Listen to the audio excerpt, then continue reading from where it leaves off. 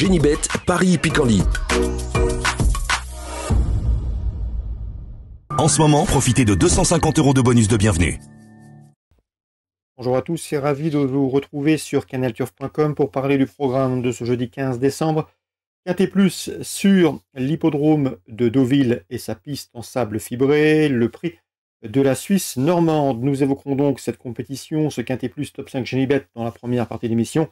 Ensuite, j'aurai des informations à vous transmettre concernant la Réunion 3 à Cabourg, mais également pour la Réunion 4 à Vincennes, où j'ai dégagé plusieurs coups de cœur.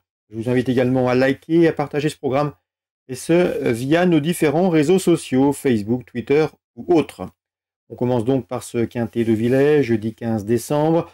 Un parcours de vitesse, 1300 mètres PSF, pas de quoi déranger numéro 6, Ozan, qui compte déjà des références en pareille société dans les quintets.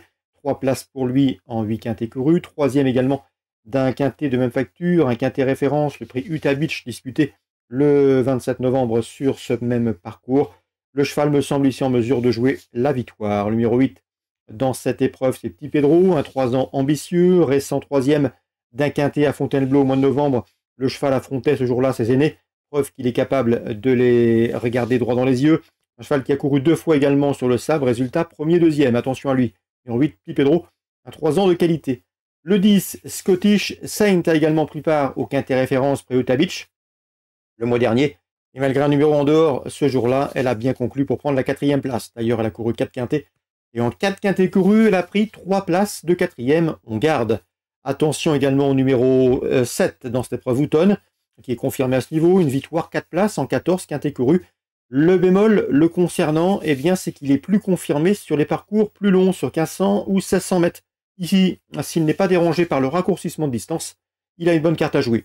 Le 15, essai transformé, reste sur plusieurs échecs en pareille société, mais il avait remporté un quintet plus en début d'année, au mois de mars, à Saint-Cloud, et il a déjà gagné sur ce parcours l'hiver dernier, donc méfiance. Le numéro 3, Zéro Stress, lors de ses 6 derniers parcours, le cheval n'a jamais terminé plus loin que 2e. Un cheval qui compte également une victoire et 4 places de 2e en autant de sorties sur le sable. Des statistiques qui plaident pour lui. Mais le bémol, c'est son numéro tout en dehors dans les stalles, raison pour laquelle je ne l'ai pas retenu plus haut dans mon pronostic. Attention également au numéro 2 dans cette épreuve, c'est Sheikh Miandi, qui n'est autre que le lauréat de la course référence prix Utah Beach, disputée le mois dernier sur ce parcours. Les conditions de poids ne sont plus les mêmes, il a été remonté sur l'échelle des valeurs, mais je le pense capable de conserver une bonne allocation. Je terminerai ce pronostic avec le numéro 5, Massachop, qui reste sur 2 places de 2e, dont l'une obtenue sur la PSF de Chantilly. Cette fois-ci, Massachop doit affronter ses aînés, mais je le pense capable de venir corser les rapports de ce Quintet Plus Deauvillais. Résumé chiffré, 6, 8, 10, 7, devant le 15, le 3, le 2 et le 5, un panachage de favoris et d'outsiders. Un canon partant, attention, numéro 11, l'Astrada. On se retrouve maintenant pour les coups de cœur de ce jeudi. En ce moment, profitez de 250 € de bonus de bienvenue. Voici désormais mes conseils de jeu pour ce programme du jeudi 15 décembre. On commence par Deauville. Dans la deuxième, j'aime beaucoup le 209 Grecian Star, cheval qui avait été jugé digne de participer à une liste de cet été à Deauville. Ici, le lot semble dans ses cordes. Je lui poserai toutefois le numéro 3, le Tropique, qui a bien fini dernièrement et qui semble en constant progrès. 209, 203. Dans la suivante, difficile d'aller contre le 301 Monsieur Xo, qui vient de s'adjuger un quintet sur le parcours proposé. C'était un handicap quintet. Cette fois-ci, on baisse de catégorie avec lui et il est au départ d'un réclamé. Confirmation attendue pour ce 301. Concernant Cabourg, Réunion 3, dans la première, j'aime beaucoup le 111. Jazz, qui va débuter de remonter, attention à lui. Le cheval peut bien faire d'entrée de jeu, au dire de son entourage. Le 113 conduira l'opposition, c'est Jacques Bauduchesne, qui a prouvé son attitude corps à droite et également sous la selle. C'est un cheval qui, s'il est sage, peut parfaitement s'imposer. Dans la deuxième, le 209 doit pouvoir se mettre en évidence.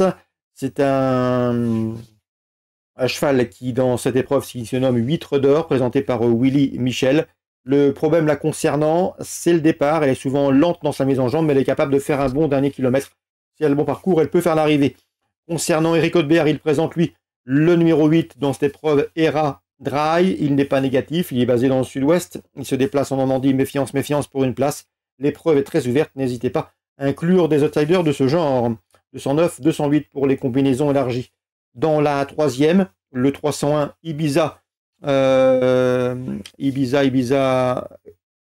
Turgot, présenté par Eric Haudebert, mérite également une note de méfiance.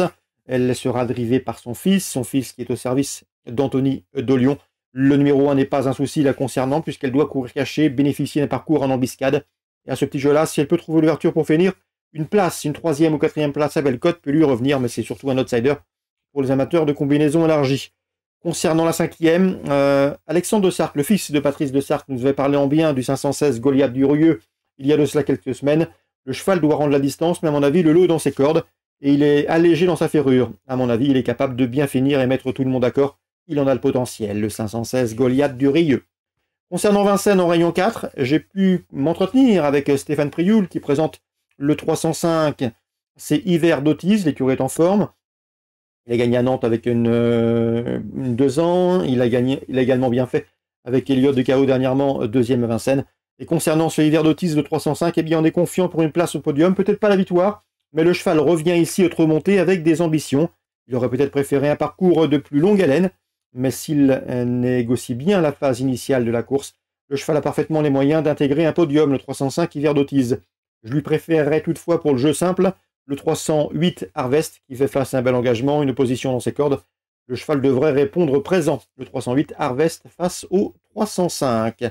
Concernant l'écurie Garato, Hervé Langlois, l'un de ses hommes de confiance, m'avait parlé en bien du 704 Cristal Josselin, avec lequel il avait bien débuté, deuxième à Châteaubriand. En dernier lieu à Alchart, le cheval également bien couru, deuxième ce jour-là, mais il avait passé le poteau au galop et avait été disqualifié. Mais avec un meilleur parcours, s'il avait trouvé le passage pour finir, il aurait donné très chaud au vainqueur. Le 704 Cristal Josselin est un cheval de qualité. Hervé Langlois me l'a présenté comme un poulain doué, capable de s'imposer à Vincennes. On y est.